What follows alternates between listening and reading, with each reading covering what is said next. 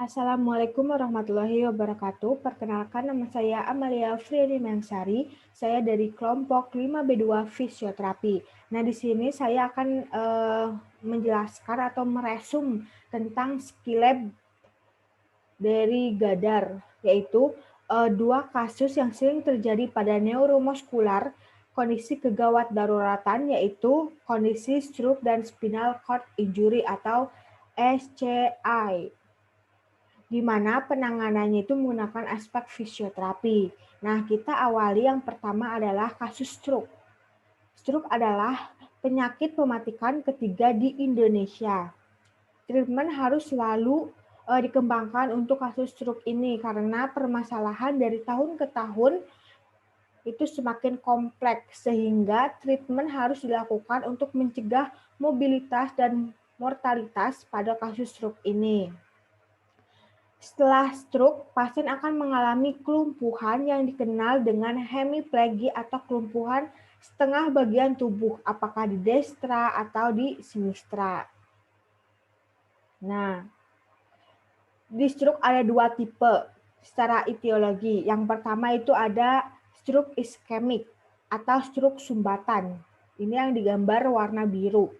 Dan prevalensi mencapai 85%, sedangkan dari stroke hemorrhagic itu prevalensinya itu 15%. Karena stroke hemorrhagic itu sangat parah, pecahnya pembuluh darah di otak. Ketika pendarahannya itu meluas, pasien akan lebih parah dan bisa menyebabkan kematian. Nah, sedangkan untuk stroke iskemik, ketika area yang harus teraliri darah, ini seperti gambar ini, tetapi malah tersumbat karena otak tidak mendapatkan nutrisinya itu oksigen yang diikat hemoglobin sehingga area yang tidak teraliri darah akan menyebabkan kematian jaringan. Ini yang kematian jaringan itu yang berwarna gelap ini. Pada stroke iskemik bisa dikasih obat pengencer darah sehingga darah akan bisa teraliri dan bisa memperbaiki neuron yang dekat ini. Ya, tapi yang daerah jauh akan menyebabkan kematian permanen. Nah, misalkan ini darah ke sini. Nah, yang di dekat-dekat ini bisa menyembuhkan neuron. Sehingga jarak yang jauhnya ini menyebabkan kematian permanen. Gitu. Kemudian otak itu sangat sensitif, harus menerima 20% dari total sirkulasi darah yang keluar dari jantung, tetapi berat otak hanya 2% dari total tubuh, sehingga otak itu sangat tergantung pada oksigen. Jika otak tidak menerima oksigen dalam beberapa menit, maka akan mengalami kecacatan di area yang diinervasi otak. Jika terjadi kecacatan di eniversi kanan, maka yang terjadi kecacatan itu atau kelumpuhan pada sebelah kiri tubuh. Begitupun sebaliknya, jika kecacatannya itu di sebelah kanan, maka tubuh yang mengalami kecacatannya itu di sebelah kiri. Gitu ya. Kemudian di setiap kejadian ketika orang terkena stroke, beberapa saraf akan mati. Dan kita bisa lihat di tabel ini. Ketika terjadi sebuah serangan stroke, saraf yang akan mati di otak sekitar 1,2 miliar saraf. Ya. Jika per menit, maka meningkat menjadi 1,9 juta neuron dan per jamnya sekitar 120 juta neuron yang mati. Sehingga penanganan pertama pada stroke itu sangat penting karena akan menentukan langkah yang selanjutnya.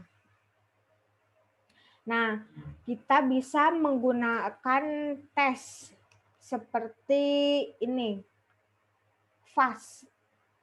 Ya, ketika ada tanda-tanda ini harus segera rujuk ke rumah sakit. Yang pertama itu ada FAST. Nah, Ini ya, yang pertama ada face. Face itu wajah.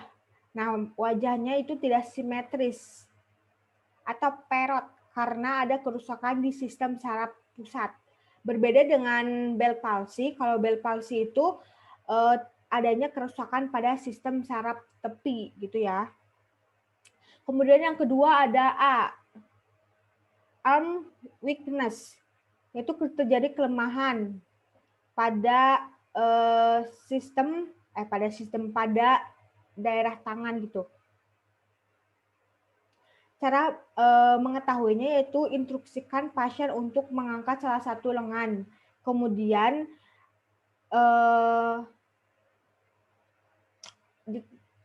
harus mempertahankan selama 10 detik.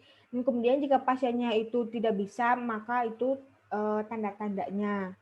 Dan kemudian S itu speak, difficult, kesulitan untuk berbicara. Pasien diminta untuk mengulang kata yang kita kata, misalnya langit berwarna biru atau senja berwarna kuning gitu ya. Katanya itu jangan terlalu panjang. Ya. Kemudian jika ada tanda-tanda ketiga di atas, maka kita harus segera rujuk ke rumah sakit. Itu. Nah ini penilaian FAST juga dipakai oleh CPSS atau Cincinnati Pre-Hospital Stroke Scale yang akan menentukan skala stroke-nya itu. Nah ini ya, yang tadi aku bukanlah senja yang kau tunggu, melainkan langit yang selalu ada untukmu. Ya. Nah selanjutnya ini ranking score. Ya, yang 0 gini. Terus kemudian skor 1 itu masih bisa melakukan aktivitas. Yang kedua, masih bisa melakukan aktivitas, kemudian masih bisa berjalan mandiri. Kemudian yang ketiga itu memerlukan beberapa bantuan, misalnya dari duduk ke berdiri, terus dari miring kanan ke miring kiri gitu. Kemudian yang keempat itu lebih parah dari skor yang ketiga. Pasien tidak bisa berjalan mandiri. Nah, kemudian yang kelima itu lebih parah dari skor yang nomor 4. Pasien itu tidak bisa menahan buang air kecil dan buang air besar gitu. Kemudian yang keenam itu pasiennya itu mati.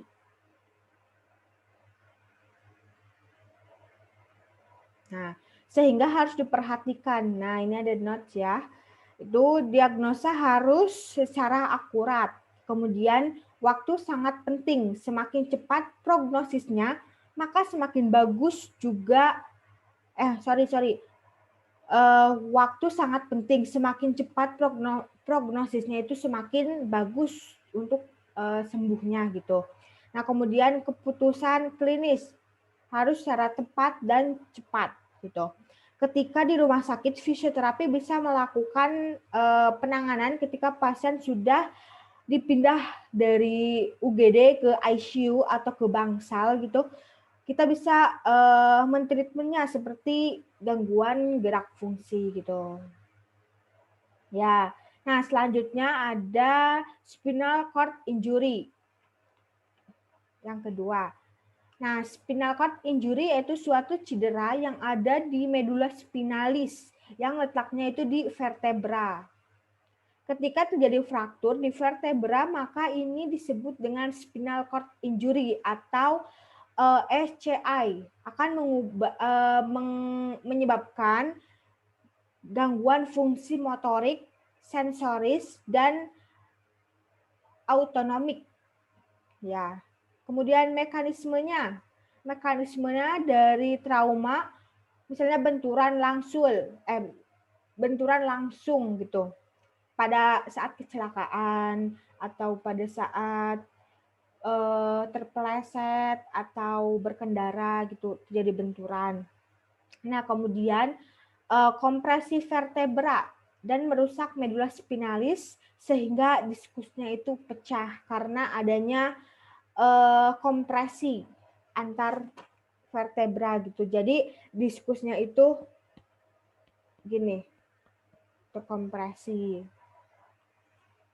Nah, itu ya. Selanjutnya,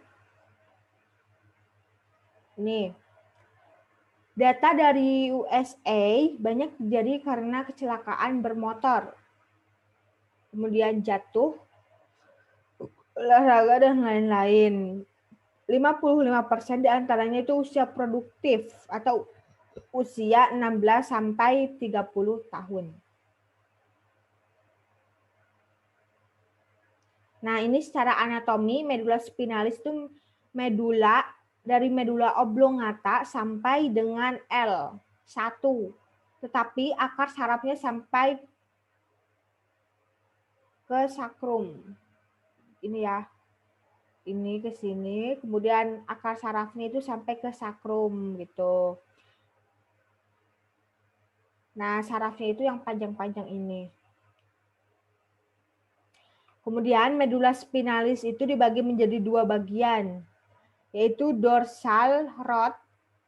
Nah, yaitu dorsal rod atau bagian belakang PHC itu menerima sensoris. Misalnya dicubit, kemudian impuls masuk ke PHC, kemudian ke talamus, lalu ke korteks atau ke otak gitu. Kemudian yang ventral root motor fibers ya, bagian depan atau AHC, misalnya dari korteks ke ventral root, nah baru ke tangan. Nah ini ya, motor root itu di ini, kemudian dorsal sensory root di belakang. Nah, kemudian dermatom, yaitu area kulit yang diinervasi oleh medula spinalis. Nah, kemudian ini area yang diinervasi oleh medula spinalis. Misal C3. Nah, ini. Misal C3 menginervasi area leher. Kemudian C4 di area bawah leher dan lain-lainnya. Nah, bisa dilihat ya. Kemudian selanjutnya itu ada miotom. Miotom yaitu gerak. Tidak semuanya hanya di C5 sampai T1. Ini AGA ya. Kemudian C5 itu elbow flexor. C6 wrist extensor. Kemudian C7 elbow extensor. Kemudian C8 finger flexor. T1 finger abductor ya.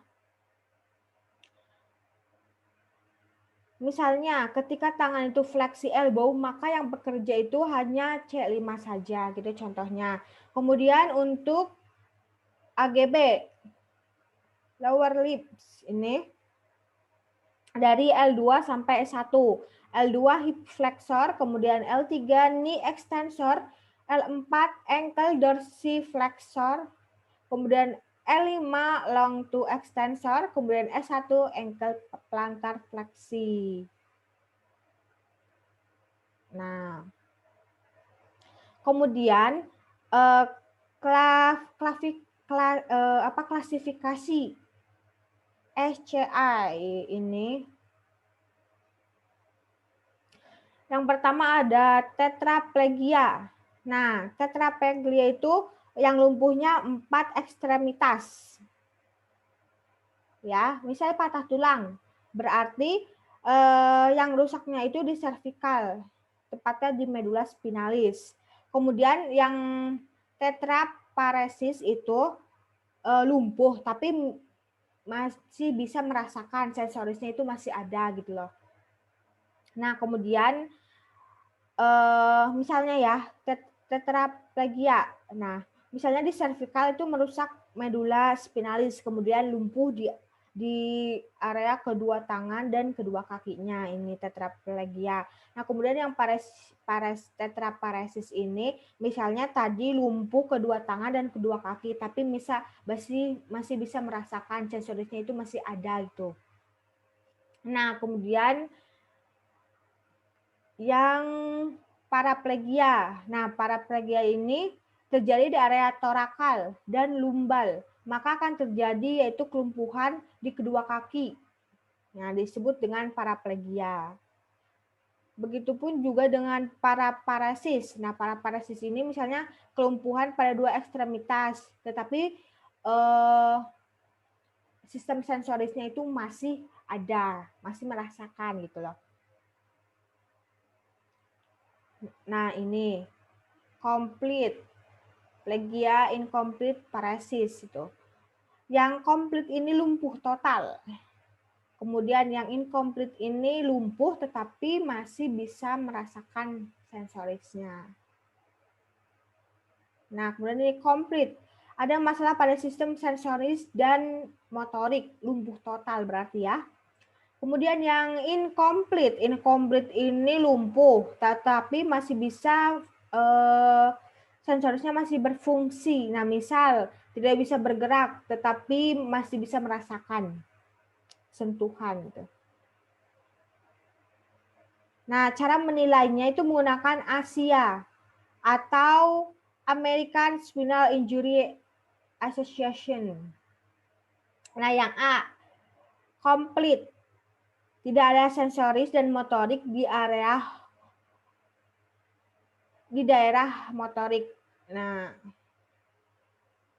dari S4 sampai S5. Kemudian yang B itu termasuk incomplete.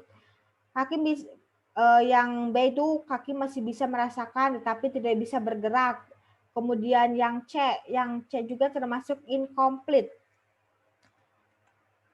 Nah, contohnya patah tulang di lumbal, kaki sudah bisa merasakan dan ada gerakan sedikit. Nah, kemudian yang di D juga termasuk incomplete. Ya, contohnya kaki sedikit sudah bisa bergerak. Kemudian MMT itu lebih dari 3 dan kurang dari 5. Nah, kemudian yang E itu normal. Sensorinya bagus, kemudian motoriknya bagus gitu.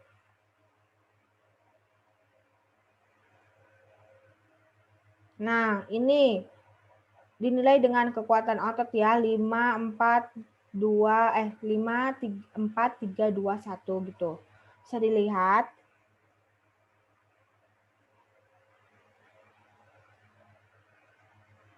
Nah, ini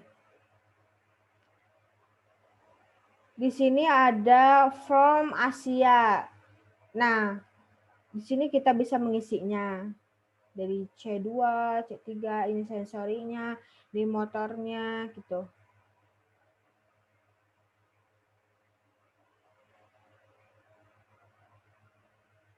Nah, ini juga ya.